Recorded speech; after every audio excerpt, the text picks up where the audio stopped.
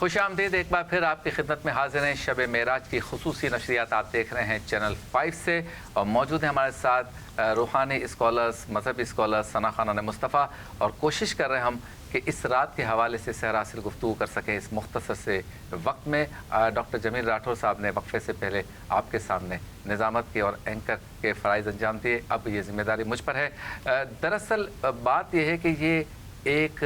بہت ہی بڑی سعادت کی بات اور سعادت کا مقام ہے اس چینل کے لیے، اس شخص کے لیے، اس آرگنائزیشن کے لیے جو ان مواقعوں پر کوئی نہ کوئی نشریات یا محفل منعقد کرتے ہیں۔ الحمدللہ چینل 5 کو یہ ترہ امتیاز ہے کہ ایسے مواقع جو ہمارے اسلامک ایام ہیں، مذہبی تہوار ہیں، بابرکت راتیں ہیں، اس حوالے سے ہمیشہ سے آپ کے سامنے خوبصورت نشریات پیش کرنے کی سعادت حاصل کرتا ہے، اور آج بھی یہ بزم اسی لیے سجائی گئی ہے کہ اس رات کی رحمتوں و برکتوں میں سے ہم کچھ حصہ اپنے لیے حاصل کر سکیں، کچھ سعادت اور کچھ ثواب سمیٹ سکیں۔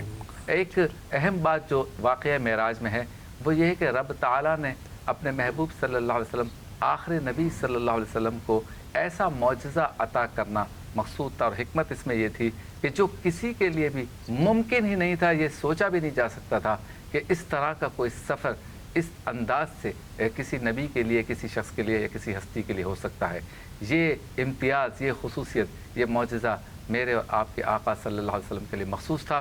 اس واقعے میں معجزے کی جو حکمت ہے، اس حوالے سے مفتی غلام دستگیر صاحب ذرا بتائیے کس طرح سے یہ سب سے بڑا معجزہ کہا جا سکتا ہے واقعہ معراج؟ بسم اللہ الرحمن الرحیم۔ جی بالکل، ابھی بریک سے پہلے ڈاکٹر صاحب سے بھی یہ سوال ہوا اسی طرح کا کہ یہ معجزہ معراج جو ہے نا، معجزہ معراج میں بہت سارے معجزات ہیں، یعنی خود یہ ایک معجزہ ہے، اور اس معجزے کے اندر کئی معجزات ہیں، حکمتیں تو بے پناہ ہیں۔ لیکن علماء مفسرین نے جو قرآن و حدیث کی روشنی میں حکمتیں بیان کی ہیں، وہ دو حکمتیں بہت ظاہر ہیں۔ پہلی بات یہ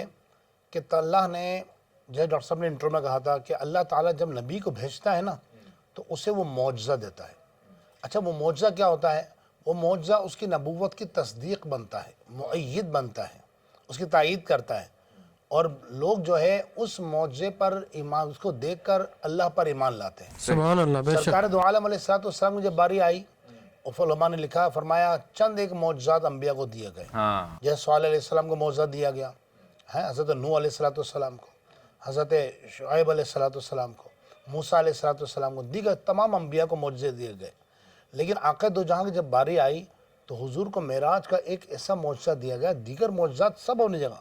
جتنے انبیاء کو معجزات دیے گئے، تنہا سرکار دو عالم علیہ